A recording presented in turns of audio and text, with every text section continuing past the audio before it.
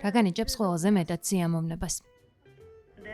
საუკეთესო მომენტია, როცა ვხედავ, როგორ სრულდება რეალობაში ის, რაც დავგეგმე, მაგალითად, ანდონი ან ფუნთუშები. ასევე შემეძლია მონაცემებზე დაყრდნობით გადაწყვეტილების მიღება. ეს წარმოუდგენლად კარგი და რთული საქმეა. პირადად შენთვის რა არის ყველაზე საინტერესო ამ კაფეში? ჩემი აზრით ალბათ ის, რომ მას ხელოვნური ინტელექტი მართავს. ხო არა? მიზანიც ეგ არის, რომ ნახოთ, რამდენად დამოუკიდებელი შეგვიძლია გავხდეთ.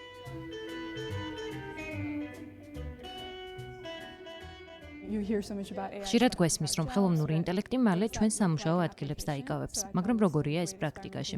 ვფიქრობ, ეს შესანიშნავი ექსპერიმენტია. შეგიძლია გაიგო, როგორია, როცა მენეჯერი ხელოვნური ინტელექტია, ან როგორია მომავალი, როცა ამ როლს აგენტები ასრულებენ და როგორ შეუძლია საზოგადოებას ამისთვის მომზადება.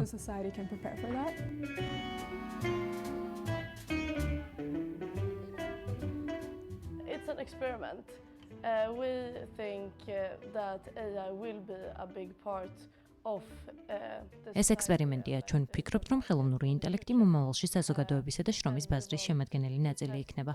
გსურს ეს რეალობად იქცეს და ვნახოთ, რა ეთიკური პრობლემები წარმოიქმნება. and see what like ethical questions arise.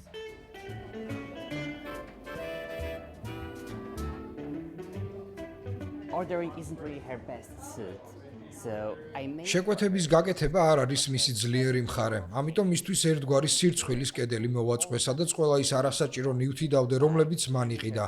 მაგალითად 10 ლიტრის ზეთი ან 15 კილოგრამი პომიდორი ქილებში, 9 ლიტრი ქოქოსის რძე ქილებში. liters of coconut milk in cans.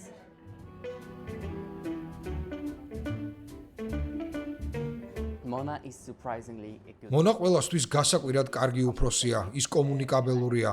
მე თავისუფლად შემიძლია აზრის გამოთქმა, ასევე მენიუში დავამატო ჩემი კერძები და ასე შემდეგ. თუ სხვა კაფეებს შევადარებთ, სადაც მიმუშავია, აქ უფრო სასიამოვნო და უკეთესი გარემოა. nicer, it's better.